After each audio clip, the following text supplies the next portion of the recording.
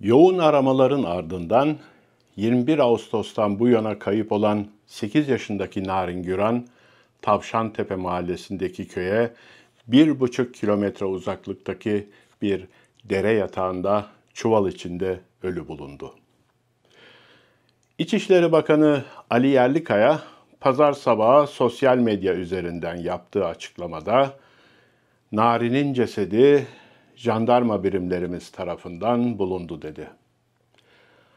Olay yeri hemen kordon altına alındı ve ceset otopsi için Adli Tıp Kurumu'na götürüldü. Narin'i arama çalışmaları çok yoğundu ve tüm Türkiye diken üstündeydi. Soruşturmanın başında Narin'in 18 yaşındaki erkek kardeşi kolunda ısırık izleri bulunduğu için tutuklanmıştı. Bu izler Narin'in diş izleriyle karşılaştırıldı ancak net bir sonuç alınamadı. Kardeşi daha sonra serbest bırakıldı.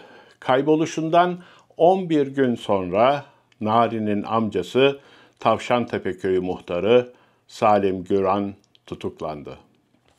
Adalet Bakanı Yılmaz Tunç, bir aile aracında bulunan DNA izleri Narin'in anne babası ve amcasının DNA izleriyle uyuşuyor açıklamasını yaptı. Bu bulgulara dayanarak Salim Güran zorla alıkoyma ve kasten adam öldürme şüphesiyle gözaltına alındı. Ve böylece sorgulama süreci başladı. Peki bu sorgulamalar nasıl yapılıyor? Sorgulamalarda hangi yöntemler ve taktikler uygulanıyor? Bu videoda sorgulama yönteminin nasıl işlediğini açıklamaya çalışacağım.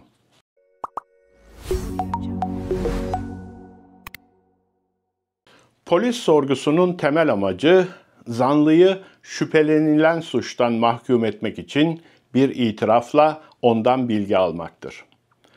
Sorgulama yöntemleri bir ifadenin doğruluğunun değerlendirilip değerlendirilemeyeceği ve bir itirafın elde edilip edilemeyeceği üzerinde önemli bir etkiye sahiptir. RAID yöntemi Avrupa ülkeleri arasında ilk olarak Federal Almanya'da yaklaşık 1994 yılında uygulanmaya başladı. Geçmişte Münih Ceza Soruşturması Müdürü ve daha sonra Hamburg Emniyet Müdürü olarak görev yapan Udo Nagel bu yöntemi Almanya'ya getirdi. Bu arada Alman kolluk kuvvetlerinin hepsi olmasa da birçoğu bu sorgulama yöntemi konusunda eğitim gördü.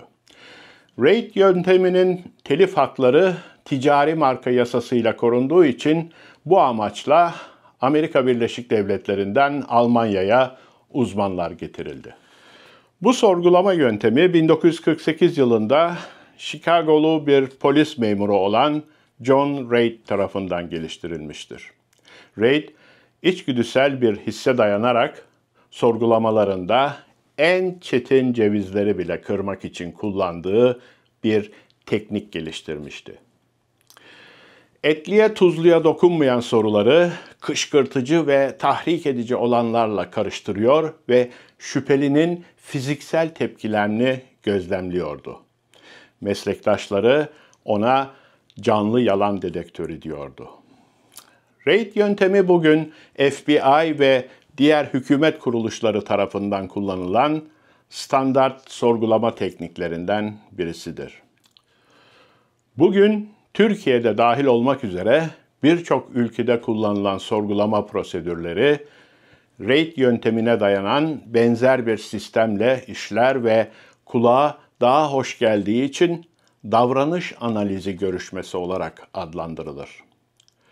Sorgulama oldukça zararsız bir şekilde bir tür havadan sudan konuşmayla başlar.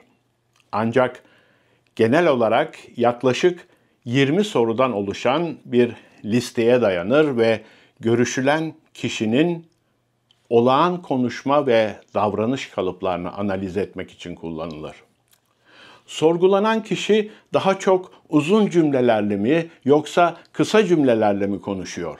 Hangi kelime dağarcığını kullanıyor?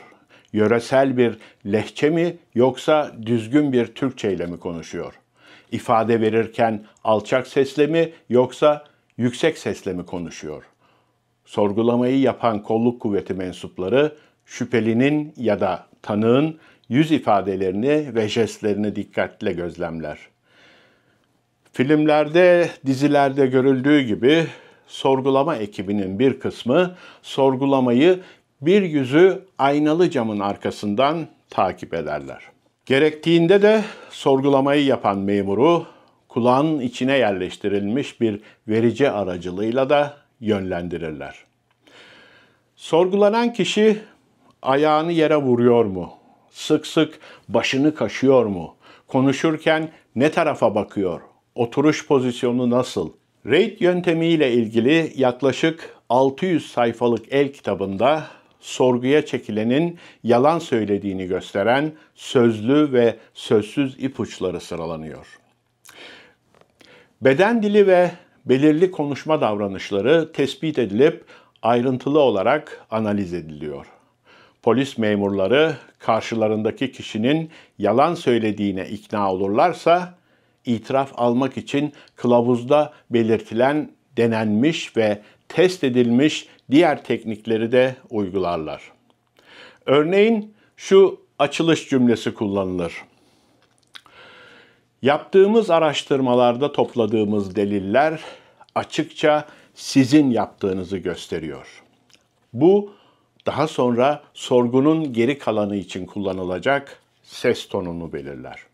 Sorgulayıcılar daha sonra yıldırım hızıyla sıradan sorulardan daha somut olanlara ve genellikle davranışları kışkırtan sorularla iyi polis ve kötü polis konseptine geçiş yaparlar. Kısacası sorgulayıcı bilinçli olarak bir stres ortamı yaratır. Temelde iki olasılık vardır. Ya polis memurları suçlanan kişiye ahlaki ya da psikolojik gerekçeler sunarak sorgulanan kişinin kişisel sorumluluğunu en aza indirmesini ve kendileri için olayı önemsiz göstermesini kolaylaştırır. Eğer şüpheli boyun eğer ve itiraf ederse, olayın gerçekleri yine haklı çıkarıcı yönlerinden arındırılır, eylemler isimlendirilir ve ilgili suçlar sorgunun yazılı protokolü için kaydedilir. Bu tür sorgulamalar uyku yoksunluğunun yol açtığı etkilerden faydalanmak için genellikle akşamları veya geceleri saatlerce devam eder. Zaman ve mekan mefhumunu karıştırmak için normalden daha yavaş işleyen bir duvar saati, düzensiz aralıklarla verilen yemek molaları, odanın aydınlık ve karanlık yapılması gibi masum hileler de kullanılır. Yalan söylemek aslında yorucudur ve sürekli olarak yüksek düzeyde konsantrasyon gerektirir.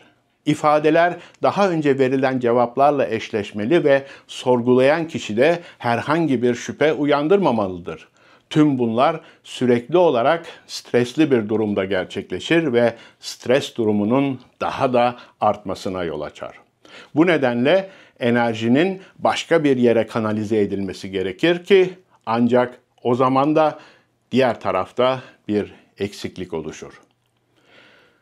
Bu durum genellikle davranışlarda belirgin değişikliklere neden olur.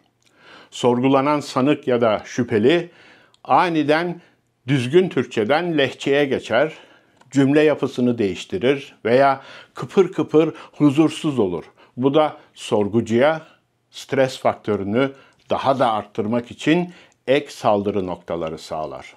Bazen ikinci ya da alternatif bir yaklaşım da kullanılır. Şüpheli delillerin çok güçlü olduğuna inandırılır. Böylece inkar etmenin neredeyse umutsuz olduğunu varsaymak zorunda kalır. Reid'e göre sorgucu aynı Narin olayında da olduğu gibi DNA eşleşmeleri, kan lekeleri gibi suçun açık izleri veya diğer ezici ama bazen de hayali kanıtlar gibi gerçekte var olmayan kanıtları açıkça icat edebilir. Şüpheli suçlamaya karşı kendini savunmak istediğinde sorgulayan memur sanki dinlemiyormuş gibi yapar ve sadece konuşmasına devam eder. Bunun arkasında yatan mantık şudur: gerçekten masum olan birisi artık direnmeye ve kendisini şiddetle savunmaya çalışacaktır. Suçlu olan kişi ise kibarca konuşmak isteyecektir. Bir sonraki adım suçlananı dinlemek, ancak onun itirazlarını hareketsiz bir şekilde kabul etmek ve ardından hemen çürütmektir. Bu yorucu bir taktiktir. Ta ki sonunda memurlara biri hukuki, diğeri ahlaki açıdan kınanabilir iki olası hareket tarzı sunulana kadar. Şüphelinin yanıt seçenekleri artık sınırlıdır. Başka olasılıklara artık izin verilmez. Bu şekilde köşeye sıkıştırılan şüpheli direncini kaybeder ve genellikle itirafta bulunmaya hazır hale gelir.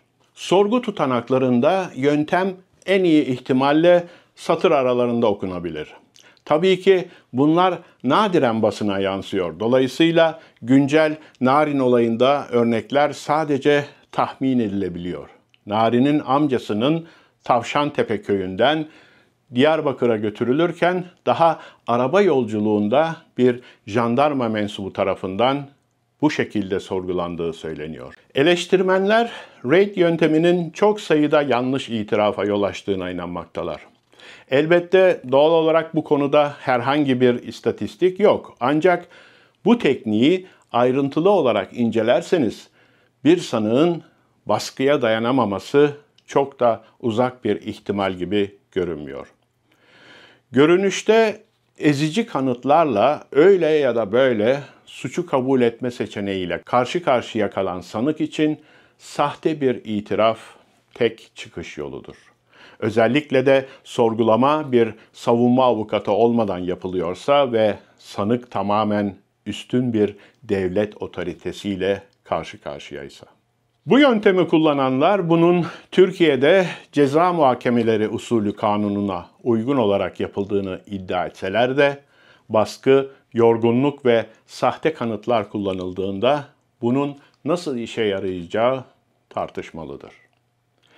Ceza muhakemeleri usulü kanunu, anayasal güvence altına alınan insan onurunun somutlaştırılması olarak sorgulama sırasında sanığın kasıtlı olarak aldatılmasını yasaklamaktadır.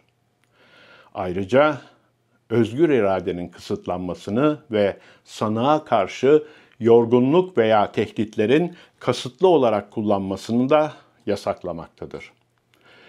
Bu da raid yöntemine uygulama alanı bırakmıyor. En azından yasanın açık ifadesine göre. Ama şüphelinin ben suçsuzum demesiyle peki hadi o zaman gidebilirsin demek de olmuyor tabii. Öte yandan yapılan bir itirafın olgusal etkisini çürütmek genellikle neredeyse imkansızdır. Ne de olsa memurlar sorgu protokollerinde sanığa itirafı tam olarak nasıl yaptırdıklarını yazmazlar. Genelde yalnızca sorgulamanın süresi ve uzunluğu kabul edilemez teknikleri gösterecektir. Ancak yorgunluk tek başına mahkeme için tamamen ikna edici değildir. Narin olayında şüphelilerin birbirleriyle yakın akraba olmaları, etnik ve feodal yapılar nedeniyle aşırı ketum olmaları ve sürekli olarak kolluk kuvvetlerini yanlış yönlendirmeleri sorgulamayı oldukça zora soktu. Ama kolluk kuvvetleri son derece profesyonel bir yaklaşımla basın ve sosyal medyanın haber kirliliğine rağmen gecesini gündüzüne katarak soruşturmayı sağlıklı bir şekilde sürdürüyorlar. Böylece bir videonun daha sonuna geldik. Her zaman olduğu gibi bu konu hakkındaki düşüncelerinizi aşağıdaki yorumlar kısmında bekliyorum. Videolarımızı kaçırmamak için kanalımıza abone olmayı, iletişim ayarlarını açmayı ve beğen tuşuna tıklamayı unutmayın. Bir başka videoda, başka bir konuda buluşmak üzere. Şimdilik hoşça kalın.